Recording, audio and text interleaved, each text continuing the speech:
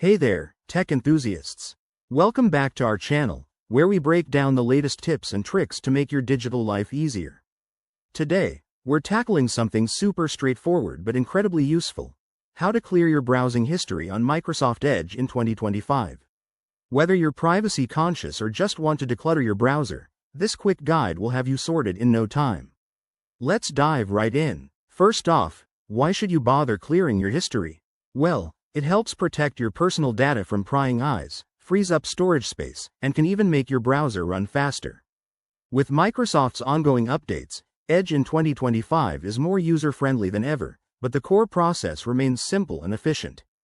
To get started, open Microsoft Edge on your device.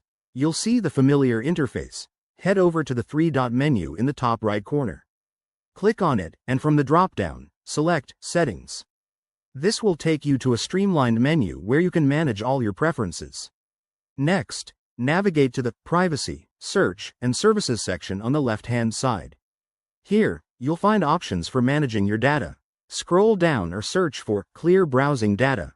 Once you click on that, you'll see a pop-up with various choices, like browsing history, cookies, cached images, and more. For this tutorial, make sure to select Browsing History as your primary option. You can choose the time range, such as the last hour, day, week, or all time, depending on what you need. After selecting your preferences, hit the Clear Now button at the bottom.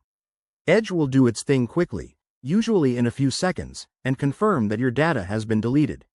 That's it, you've successfully cleared your history. One quick tip: if you're clearing history regularly, consider enabling Edge's automatic data deletion feature in the settings for ongoing privacy. This way, you won't have to do it manually every time.